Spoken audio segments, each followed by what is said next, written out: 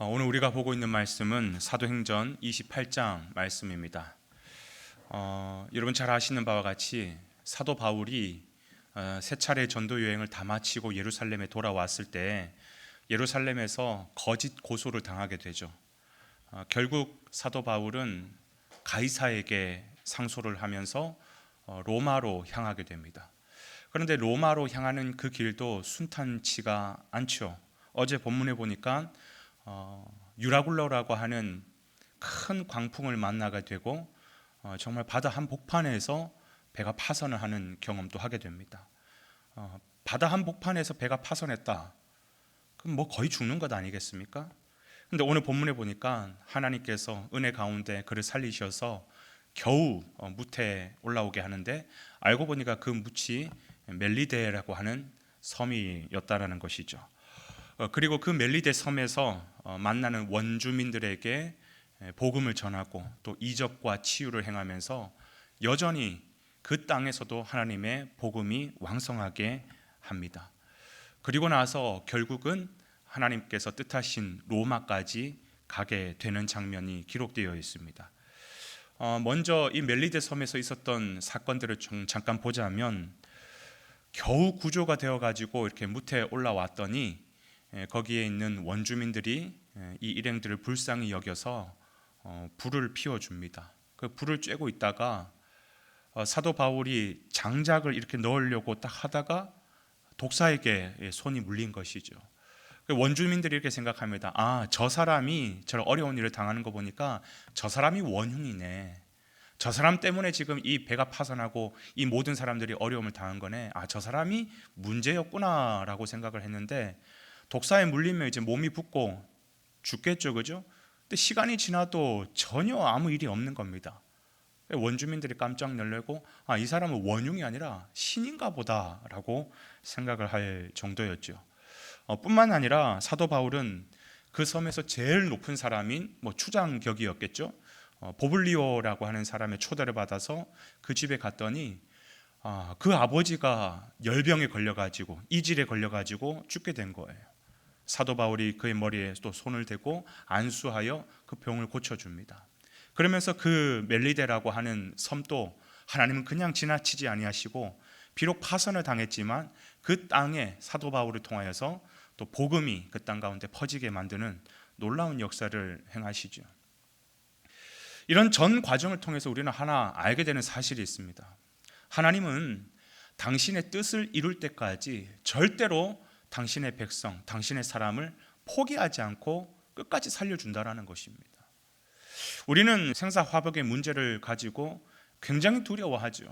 그러나 여러분 기억하십시오. 우리의 살고 죽는 것, 우리의 모든 화와 복은 하나님 손에 달려있는 것입니다. 하나님이 때가 되면 부르시면 가는 것이고 그러지 않으면 어떤 경우에도 우리를 살려주신다라는 거예요. 사도 바울 한번 보십시오. 사도 바울이 사실 죽을 위기가 얼마나 많았습니까? 바다 한복판에서 이렇게 파선을 당한다는 거의 죽는 것과 다름없는데 하나님 안 죽이시잖아요. 끝까지 살려주시잖아요. 여러분 결국 하나님은 당신의 뜻을 이룰 때까지 절대로 당신의 백성을 포기하는 일이 없습니다. 끝까지 붙들어 주십니다. 살고 죽는 건 누구의 손에 달렸느냐? 하나님 손에 달렸다라는 것이에요. 보세요. 그 위기 속에서도 하나님은 끝까지 살리셔서 그 살리는 것도 대단한데 그 살려놓은 사도 바울이 그 멜리데 섬에서 놀라운 이적과 치유를 통하여서 복음화시키는 것을 한번 보십시오. 무엇을 의미하느냐? 하나님은 끝까지 지금 이 순간에도 사도 바울과 함께하고 계신다는 것을 우리에게 보여주고 있는 것이에요. 그래서 결국 사도 바울은 하나님이 목적하신 로마라는 동네까지 당도하게 됩니다. 그렇습니다. 하나님의 관심은 지금 어디까지 있느냐? 로마까지 있는 거예요. 그래서 로마로 가는 길목에서 어려운 일 당했다고 하나님께서 그의 삶을 끝내는 것이 아니라 로마까지 보내시는 거예요. 왜? 하나님의 마음의 관심은 로마에 지금 있기 때문에. 그렇습니다. 복음이라고 하는 것은 유대인들에게만 주어진 것이 아니라 세상 모든 민족을 향한 것이 바로 이 복음이라는 것입니다. 그런데 로마에 도착한 사도 바울은 일반적인 그런 자유의 몸이 아니죠. 지금 어떤 신분으로 옮겨진 거예요? 죄수의 신분으로 구류된 몸으로 간 거예요. 그러니까 사도 바울이 로마에 도착했어도 지난 그 세 차례의 전도 여행처럼 막 돌아다니면서 복음을 전할 수 있는 상황이 절대 아닙니다. 감옥에 가야 되는 상황이에요. 그런데 다행히 사도 바울은 그 시민권이 로마 시민권을 갖고 있어서 지하 감옥에 완전히 착고에 차이고 그런 상황은 아니고, 막 밖에 돌아다닐 수는 없지만 집 안에서는 좀 자유롭게, 그러나 집 밖은 절대로 나갈 수 없는 가택연금 상태에 있었어요.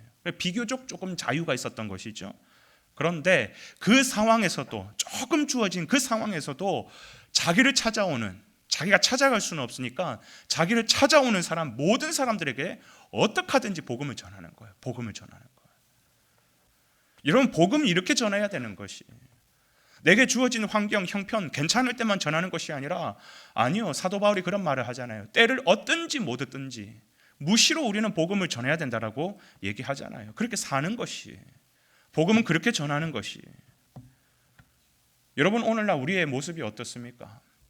과거 10년 전, 20년 전, 불과 5년 전만 하더라도 복음 전하는 것은 어느 정도 괜찮았어요. 그런데 코로나가 터지고 교회 이미지가 굉장히 실추하고, 누구나 다 한 목소리로 하는 말이 오늘날에는 전도하는 게 쉽지 않아 라고 얘기하죠. 맞아요. 오늘날에는 잘못 전하다가는 돌 맞을 수 있어요. 욕 안 먹으면 다행인 것이. 상황이 그렇기 때문에 복음 전하는 거 이제 좀 늦춥시다, 좀 편안하게 합시다, 좀 적당히 합시다, 그렇게 얘기할 수 있을까요? 아니요. 사도 바울의 모습 한번 보시라는 거예요. 때를 얻든지 못 얻든지, 자유의 몸이었든 구류된 몸이었든 상관하지 않아요. 거침없이 복음을 전하는 거예요. 거침없이 복음 전하는 거예요. 그런 구류의 몸인 상태에서도 복음을 전했는데 로마가 복음화가 됐다면 무엇을 말할까요? 여전히 하나님께서는 사도 바울에게 뜻하신 바가 있고, 그 구류된 몸에서도 전하는 그 복음을 통해서도 하나님을 살릴 영혼들이 있다라는 것이에요. 특히 오늘 이 본문의 마지막에는 거침없이 가르쳤다라고 표현하고 있는데, 그래요. 자유의 몸일 때나 구류의 몸일 때나 늘 복음 전하는 일에는 거침이 없었던 사도 바울. 그렇습니다. 이 복음을 전하는 길에는 어떤 것도 장애가 될 수가 없는 것이죠. 그러면서 이게 오늘 이 사도행전 28장을 딱 마무리하려고 전체적으로 딱 보니까 아니 이렇게 왕성하게 거침없이 복음을 전하니라 라고 하면서 그 뒤에 이야기가 또 로마에서 어떻게 펼쳐졌는데 좀 이야기가 좀 나올 줄 알았는데, 이러면서 사도행전 28장이 딱 끝이 나버린다라는 거예요. 어떤 느낌이 드냐면 이 하나의 이야기가 완성이 되는 느낌이 아니라 미완성으로 끝나는 느낌이 살짝 있어요. 왜 그럴까? 이게 하나님의 의도가 있습니다. 그게 뭐냐면 사도 바울만 사도행전의 주인공이 아니라, 베드로만 사도행전의 주인공이 아니라, 스데반 집사님만 사도행전의 주인공이 아니라, 이제 오늘 2022년도를 살아가는 오늘 저와 여러분이 이 사도행전의 주인공이 되어서 이제 이후로 펼쳐질 사도행전 29장, 사도행전 30장, 사도행전 31장 계속해서 저와 여러분들이 저자가 되어서 써내려가야 된다는 것이죠. 이게 하나님의 의도예요. 우리 모두가 사도행전 29장의 주인공이 되어서 이 사도 바울의 마음으로 때를 얻든지 못 얻든지 오늘 하루의 삶을 사는 데 있어서도, 내가 서 있는 그 환경, 내가 서 있는 그 삶의 현장에서 어떤 상황 속에서도 주의 복음을 전할 때 하나님은 그 일을 통하여서 내 땅을, 내가 서 있는 그곳을 하나님께서 복음화 시키실 것입니다.